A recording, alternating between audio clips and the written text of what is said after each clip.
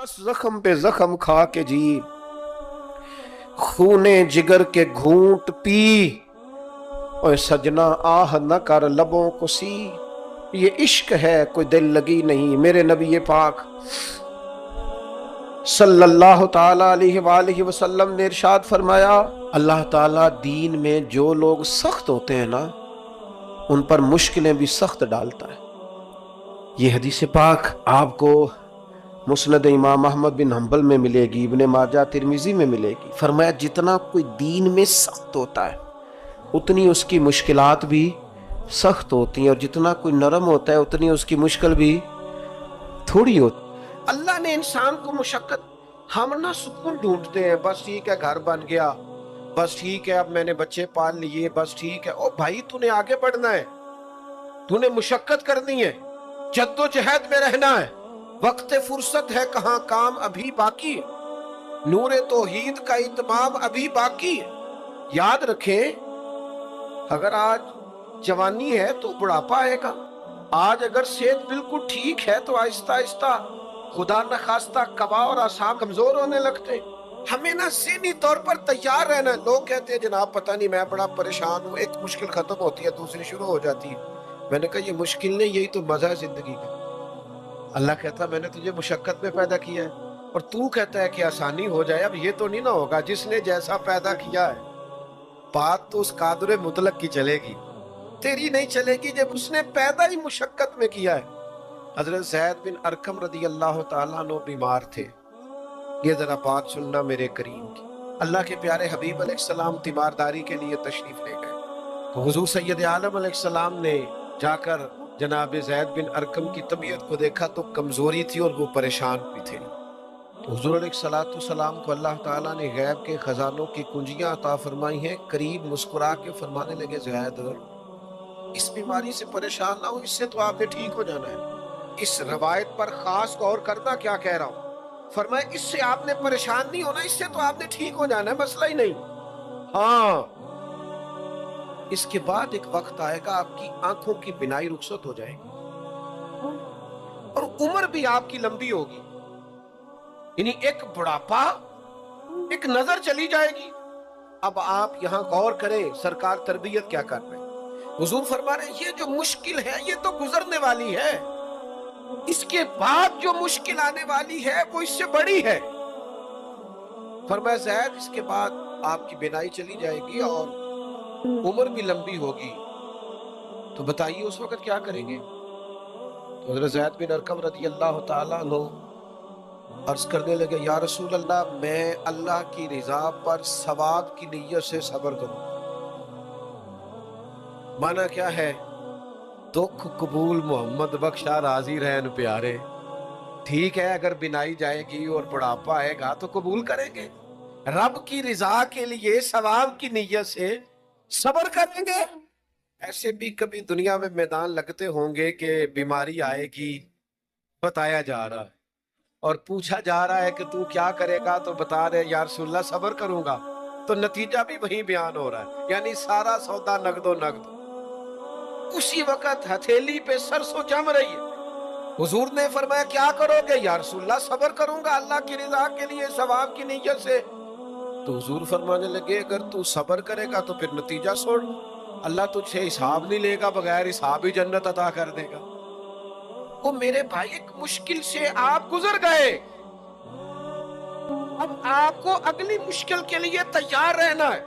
ज़हन बनाओ यार, तबीयत बनाओ, आगे बढ़ना है, मुशक्कत करनी है, नींद थोड़ी कम लेनी है, जुबान के जायके मजे के खाने थोड़े कम करने। हमने अपनी मर्जी से वो लेटे हैं, वो आराम कर रहे हैं, इससे थोड़ा उठ कर सोचना। इमाम अली मकाम का पैगाम ये है कि तू बड़ा तब बनेगा जब तेरी जिंदगी मेहनत वाली, कोशिश वाली, जद्दोजहद वाली। और फिर उसके बाद क्या करना है, एक कोशिश करनी है। उसके बाद अगला काम ये है कि जहां रब रखे ना वहां रहना भी, उसकी रजा पे। जब आप मुसलमान होते हैं ना, कलमा पढ़ते हैं, तो हम ऐलान करते हैं आज के बाद फैसले मेरे नहीं चलेंगे, फैसले अल्लाह के चलेंगे। लेकिन परेशानी पता कब होती है, جب ہم فیصلہ اپنی مرضی کا مانگتے، بھائی جب تو مالک کا غلام ہے، بندہ ہے، تو پھر دکھ کس چیز کا نام ہے؟ کسی درویش نے کہا تھا دکھ کس چیز کا نام ہے کہ اللہ کی مرضی اور ہے اور تیرا ارادہ اور ہے۔ تو کہتا ہے بات اس طرح بنے جس طرح میں چاہتا ہوں، اور رب کہتا ہے نہیں میں نے فیصلہ کر لیا، پھر تو دکھی ہوتا ہے۔ سکھی بھلا کون ہوتا ہے؟ جو رب کر دے وہ کہے بالکل ٹھیک ہے، وہ کہے بالکل۔ اور قرآن مجید نے اسے بیان کیا، رضی اللہ عنہم ورضوا عنہ۔ یہ کربلا کا دوسرا پہلو، ایک پہلو مشقت جدوجہد، ایک پہلو یہ کہ رضی اللہ عنہم ورضوا عنہ۔ اللہ کہتا ہے میرے بندوں کی شان یہ ہے کہ اللہ ان سے راضی ہے اور وہ اللہ سے راضی ہے۔ اللہ ان سے راضی ہے اور وہ بھی راضی ہے اللہ سے۔ اللہ نے جہاں رکھا ہے وہ اللہ سے، ایک پہلو یہ ہے کہ اللہ راضی ہو جائے، ایک پہلو یہ ہے کہ بندہ راضی ہو جائے۔ رب فرماتا ہے ذالک الفوز العظیم، وہ اللہ سے راضی، اللہ ان سے راضی، یہ بہت بڑی کامیابی ہے۔ امام محمد غزالی رحمت اللہ علیہ سے کسی نے کہا تھا زیادہ مشکل کیا ہے، اللہ کا راضی ہونا کہ بندے کا؟ تو امام صاحب فرمانے لگے رب تو مہربان ہی بڑا ہے، بڑی جلدی راضی ہو جاتا ہے۔ تو صرف آنسو بہائے سچی توبہ کے مالک راضی ہے۔ کسی غریب کی مدد کر دے اخلاص سے، اللہ راضی ہے۔ اللہ تو جلدی راضی ہو جاتا ہے، مشکل یہ ہے کہ بندہ نہیں راضی ہوتا۔ یہ اس نے ہر روز ایک نئی امید لگائی ہوئی ہے، ہر روز اس کا نیا رنگ ہے، یہ راضی نہیں ہوتا۔ حضرت موسیٰ علیہ السلام نے اللہ کی بارگاہ میں عرض کی مالک میری قوم یہ عرض کرتی ہے کہ تو بتا تو ہم سے کیسے راضی ہوگا۔ حضرت موسیٰ اپنی قوم کی عرض لے کر مالک کی بارگاہ میں کوہ طور پہ حاضر ہے۔ او یارو اسے دل کی تختی پہ لکھ لینا۔ عرض کی مالک میری قوم کہتی ہے رب کریم کے حضور عرض کرے کہ ہمیں بتائے ہمارا رب ہم سے کیسے راضی ہوگا۔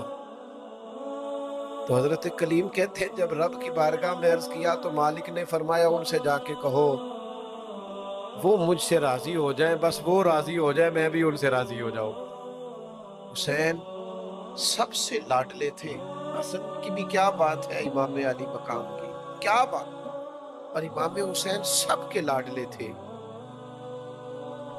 لیکن جب امتحان دینے کی باری کربلا میں آئی وہ اکیلے کھڑے تھے، نہ پشت پر نانا،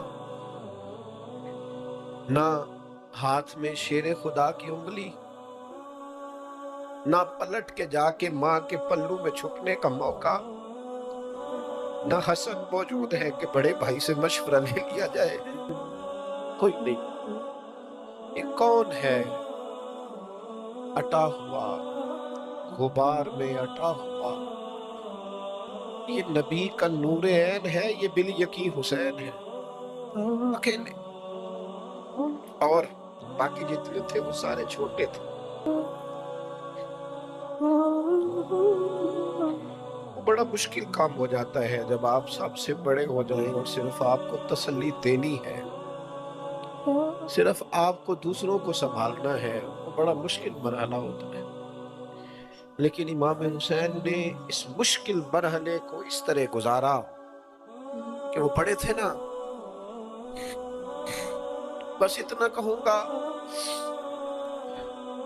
کہ حسین وہاں پر شکر کرتے تھے جہاں پر صبر مشکل تھا، وہاں پر شکر کرتے تھے جہاں پر صبر مشکل تھا، جہاں صبر مشکل سے ہوتا ہے وہ وہاں گردن جھکا کے کہتے تھے آمنا وصدقنا، ٹھیک ہے دکھ قبول محمد بخشا، بس راضی رہن پیارے۔ آپ اس بات کو یاد رکھیں اور اس کو اچھی طرح سمجھ لیں کہ آپ جب تک مزاج مشقت کا نہیں بناتے، ایک کے بعد دوسری، دوسری کے بعد تیسری، تیسری کے بعد چوتھی، مشقتیں راہ دیکھ رہی، اور جو مشقتوں کے عادی نہیں وہ پھر پچھلی صفوں میں ہے، جو مشقتوں کے عادی نہیں وہ پھر کسی صورت بھی نہ نام بنا سکتے ہیں نہ کام کر سکتے ہیں۔ جس کو آرام کرنا ہے، جس کو سکون سے سونا ہے، وہ منزل نہیں پا سکتا۔ آپ کو آگے بڑھنا ہے، آپ کو جدوجہد کرنی ہے، آپ کو کوشش کرنی ہے، آپ کو باہمت رہنا ہے۔ حضرت سیدنا عبداللہ ابن عمر رضی اللہ تعالیٰ عنہ کا صاحبزادہ بڑا سخت علیل ہو گیا. بچے بیمار ہو جائے تو تکلیف بڑی ہوتی ہے انسان کی طبیعت کو. حضرت عبداللہ ابن عمر کے بیٹے بڑے سخت علیل ہو گئے. جناب عبداللہ ابن عمر بڑے پریشان ہیں، کبھی ادھر جاتے ہیں کبھی ادھر جاتے ہیں اس حکیم کے پاس، اس طبیب، سخت پریشان. آپ کے دوست احباب دیکھتے کہ حضرت عبداللہ ابن عمر بڑے سخت آزمائش میں، بیٹے کا انتقال ہو گیا، صحت نہ ہو سکی، اللہ کا حکم آ گیا. اب یہ جو انتقال ہے یہ ظاہر ہے بیماری سے زیادہ مشکل کام ہے، بیٹا چلا ہی گیا ہے. لیکن وہ لوگ کہتے ہیں جب ہم بعد میں تعزیت کرنے کے لیے گئے تو جناب عبداللہ ابن عمر کو بڑا مطمئن دیکھا. تو ہم نے عرض کی کہ حضور اس وقت وہ صرف بیمار تھا، آپ زیادہ تسلی میں نہیں تھے، اور اب آپ بڑے تسلی میں محسوس ہوتے. وجہ؟ تو فرمانے لگے جب تک میری ذمہ داری تھا نا میں پریشان تھا، اب خدا کے کرم اور رحمت کی جگہ پہ چلا گیا، اللہ کا فیصلہ آ گیا ہے اور میں سمجھا ہوں کہ میرا رب اسے اپنی بارگاہ میں بلانا چاہتا ہے، لہذا میں پورے طور پر مطمئن. اب میں اللہ کی رضا پہ پوری طور پر راضی ہوں. میرے عزیز جب تک یہ رضا حاصل نہیں، کیا لطیف انداز ہے. وہ ہمارے ایک بڑے زبردست رائٹر تھے صاحبزادہ خورشید احمد گیلانی مرحوم، ان کا ایک مضمون چھپا ایک دفعہ، امت کا پہلا صوفی. وہ ٹائٹل دیکھ کر مجھے بڑی تجسس ہوا کہ کس کو، چونکہ ہم صوفیاء کی جماعت ہیں، کس بزرگ کا تذکرہ کیا انہوں نے، امت کا سب سے پہلا صوفی. تو جب مضمون کھولا تو امت کا سب سے پہلا صوفی انہوں نے جناب صدیق اکبر کو قرار دیا. فرمایا یہ پہلے درویش ہے اس امت کے، حضرت ابو بکر صدیق. حضرت ابو بکر صدیق علیل ہو گئے، بیمار ہو گئے، تو یہ دیکھیے ذرا ان کا انداز تصوف. یار دوست پتہ لینے گئے تو ایک روٹین ہوتی ہے نا، جب لوگ تیمارداری کرنے جاتے ہیں تو کہتے ہیں کسی ڈاکٹر کو دکھایا ہے. سب لوگ آپ کے گرد بیٹھے ہیں تو کہنے لگے ابو بکر طبیب کو دکھایا ہے؟ فرمانے لگے ہاں طبیب دیکھ گیا ہے، اور طبیب دیکھتا رہتا ہے. تو کہا پھر طبیب نے کیا کہا ہے؟ کہنے لگے طبیب نے کہا فعال لما یرید. طبیب نے کہا ہے بھئی جو میں چاہتا ہوں نا وہ میں کر دیا کرتا ہوں، جو میرا ارادہ ہوتا ہے پھر وہ میں کر دیتا ہوں. وہ طبیب مجھے کہہ گیا ہے، لہذا جو اس کا ارادہ ہونا ہے اس نے. اب وہ جو ارد گرد بیٹھے تھے وہ بھی تو صحابہ تھے نا، اس باریک بات کو فوراً سمجھ گئے، کہنے لگے اللہ تجھے جزا عطا کرے. او یارو تھوڑے دن اگر سکھ سے جینا چاہتے ہو تو ایک ہی علاج ہے، ایک مالک کی رضا میں راضی رہو. نہ سمجھ آئے تو پھر کربلا والے امام حسین کی طرف دیکھنا، وہ نانا کے کندھوں پہ تھے پھر بھی بڑے خوش تھے، وہ ماں کی گود میں تھے پھر بھی بڑے خوش تھے، شیر خدا کی باہوں میں تھے پھر بھی بڑے خوش تھے، حسن کے ساتھ سفر حج پہ تو بھی بڑے راضی تھے. اور جس دن رجب کے مہینے میں مدینہ چھوڑ رہے تھے تو اس دن بھی کہہ رہے تھے مالک میں تیری رضا میں راضی ہوں. اور حسین ابن علی رضی اللہ تعالیٰ عنہ نے ہمیں یہ معیار دیا ہے، جس دن شبیہ مصطفیٰ علی اکبر ان کے گھر میں پیدا ہوئے تھے حسین اس دن بھی بڑے راضی تھے. اور جب اللہ اکبر کہہ کے زخم کھا کے جناب علی اکبر گھوڑے سے زمین پر تشریف لائے تھے اور جوان بیٹے کو سہارا دے کر انہیں اٹھانا پڑے تھا، حسین اس دن بھی رب کی رضا پہ بڑے راضی تھے. اور جب چھوٹا سا بیٹا ان کی گود میں اس کی سانسیں اکھڑ رہی تھی تو امام علی مقام اس وقت بھی اپنے رب کی رضا پہ بڑے ہی راضی تھے. حد ہو گئی،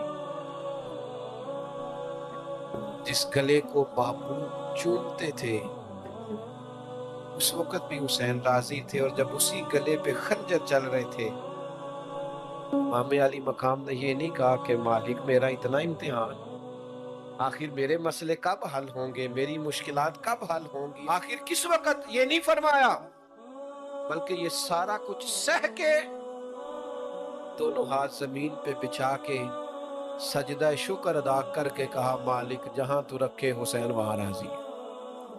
اتنا شکوہ ہے ہماری زندگی، آپ یقین کریں ان باتوں کی بھی دوست دعا کرانے آ جاتے ہیں جہاں دل کرتا ہے کہ انہیں سمجھائیں کہ یار نہ کہیں تو ٹھہرنا اپنے رب کی رضا میں۔ یار دیکھو چھوٹی بات نہیں، حضرت انس بن مالک کہتے ہیں 10 سال میں نے نبی پاک کے گھر میں نوکری کی ہے، 10 سال، 10 سال، 1 سال کے بعد لوگ اکتا جاتے ہیں،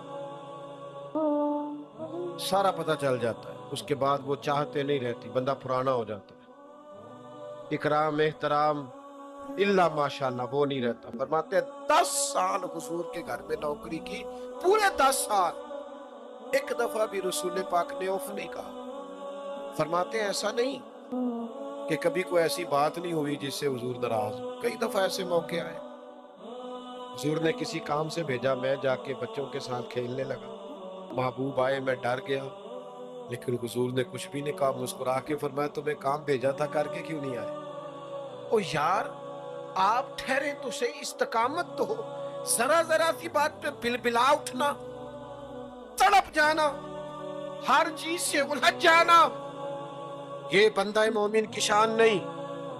طاقتور زندگی گزارو، طاقتور، ایک تو یہ مشقت کرنی، دوسرا اللہ کی رضا پہ راضی رہے، اور تیسری بات یہ سوچیں کبھی ذاتی قسم کی نہیں بنانا،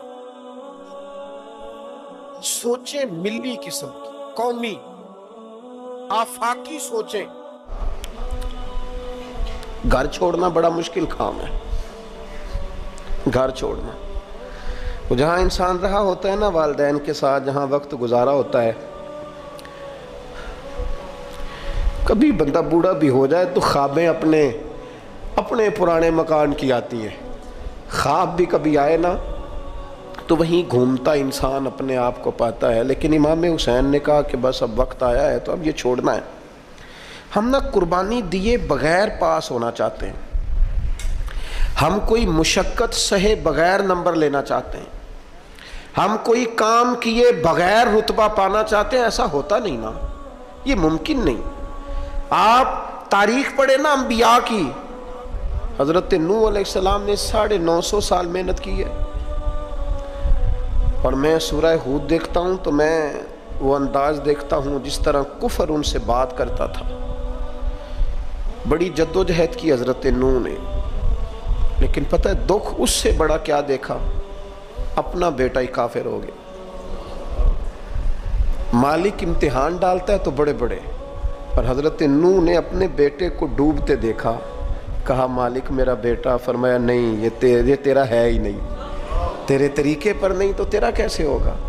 کسی کی نسل کہلانے کے لیے تو اس کے عقیدے پر ہونا ضروری ہے، تیرا نہیں۔ حضرت نوح نے مشقت دیکھی، واتخذ اللہ ابراہیم خلیلا، ابراہیم اللہ کے پیارے ہیں نا، لیکن زندگی پوری پڑھ کے دیکھ لو، ساری کی ساری مشقت مصائب سے بھری ہوئی، آزمائشوں سے لدی ہوئی، کبھی انہیں قوم آگ میں ڈالتی ہے، اور کبھی 86 سال عمر ہو گئی تو اولاد کوئی نہیں، اور دعا مانگ کے رب بیٹا وہ دیتا ہے جس کی پیشانی میں نور محمدی چمکتا ہے۔ اچھا پہلے دیا نہیں، اب دیا، فلما بالغا ماہو سعیا، اور جب وہ ذرا ساتھ چلنے کے قابل ہو گیا، ہر بندہ کہتا نہیں منون خیر ہے میرا پتر جوان ہو گیا ہے، جب وہ بیٹا ساتھ چلنے کے قابل ہوا تو فرمایا ذبح کرو نا ذبح۔ تھوڑی دیر کے لیے دل پہ ہاتھ رکھ کے بتاؤ، اور بچے کو بخار چڑھ جائے تو نیند نہیں آتی، مائیں منتیں مانگتی پھرتی ہیں، روتے پھرتے ہیں باپ، بچے کی طبیعت ٹھیک نہیں، فقط بیمار ہے، اور جسے یہ کہا جائے ذبح کر، جناب ابراہیم تیار ہو گئے اور بیٹے کو ذبح کر دیا، چھری چلا دی۔ وہ تو مالک نے کہا کہ ابراہیم تم پر سلام ہو، تم نے اپنا خواب سچ کر دکھایا ہے۔ ساری زندگی دیکھیں نا آپ آزمائشوں سے بھری، ادھر آ جائے نا جناب ایوب ہیں، کتنے بیمار ہو گئے، کتنے بیمار ہو گئے، 12 سال گزر گئے طبیعت خراب کو، 8 دن کے بخار میں لوگوں کے شکوے، 12 سال بیت گئے تو قبول محمد بخشا، بس عرض اتنی ہے کہ راضی رہن प्यारे। आप देखे ना जनाब याकूब प्यारे हैं ना अल्लाह के, लेकिन आधी जिंदगी रोते गुजर गई बेटे की याद। जनाब यूसुफ प्यारे हैं ना, सोना बना के ना और बाप का लाडला बना के ना, मोहब्बत पूरी करा के, प्यार पूरा।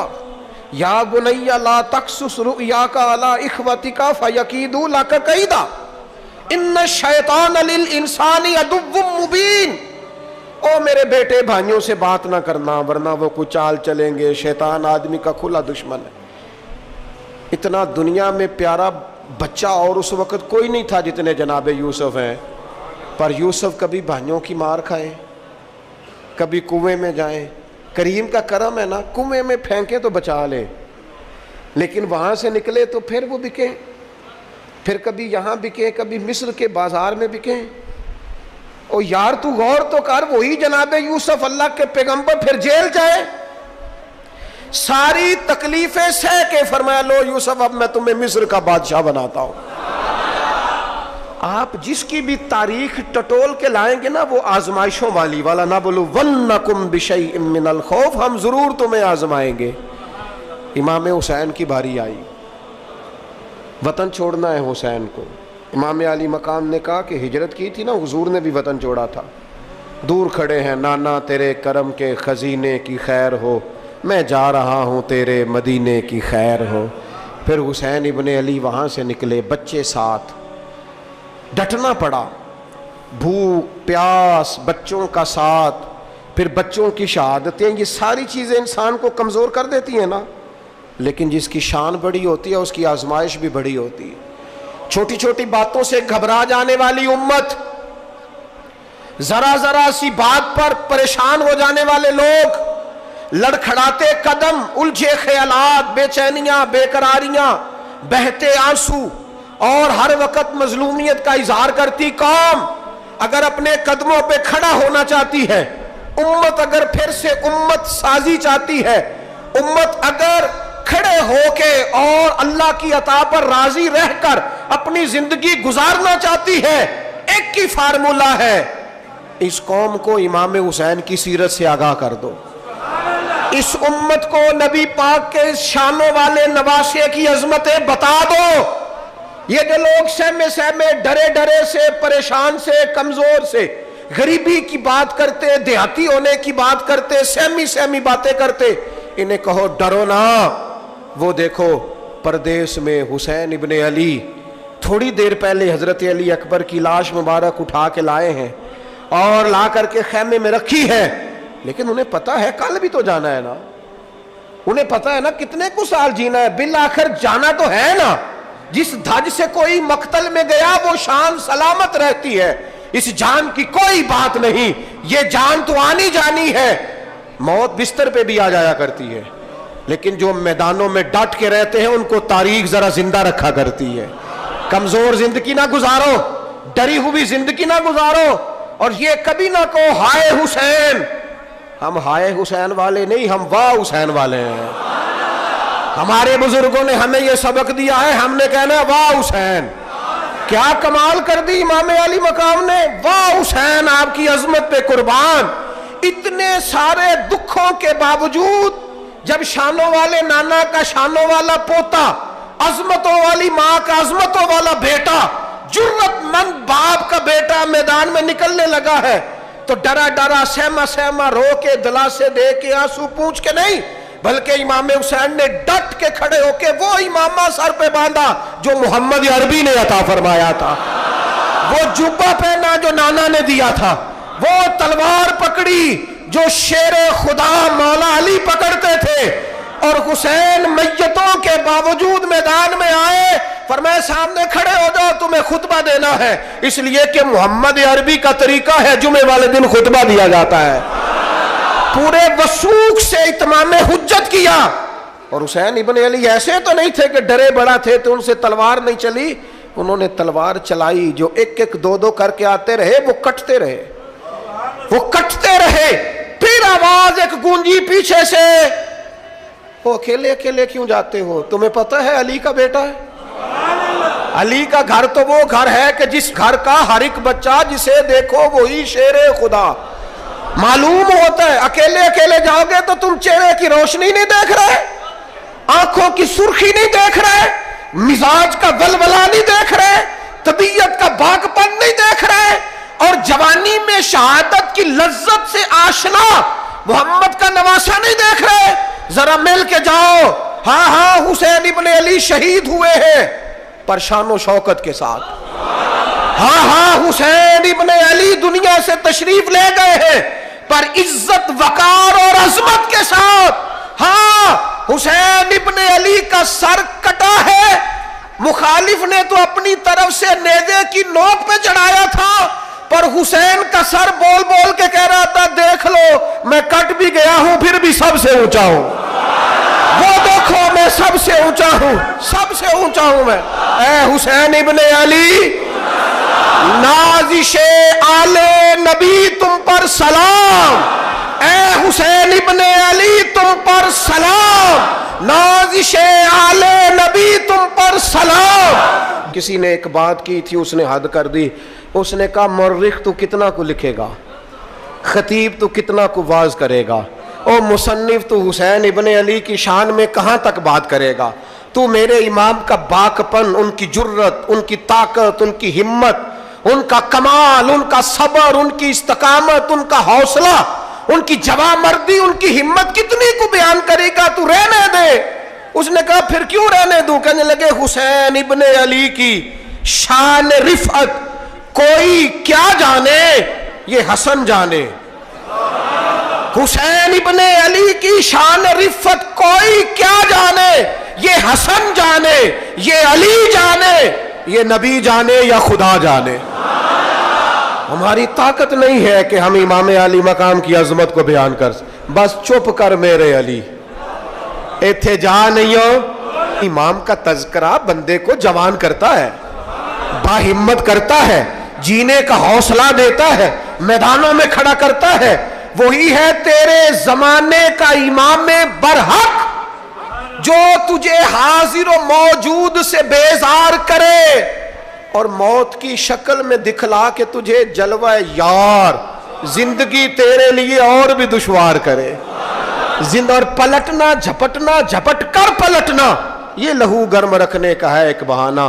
لہذا طاقتور بنو, باہمت بنو, کربلا کے واقعے سے طاقت حاصل کرو. پھر کہتا ہوں ہم ہائے حسین والے نہیں, ہم تو واہ حسین والے ہیں. ہمارا کہنا ہے کہ واہ حسین.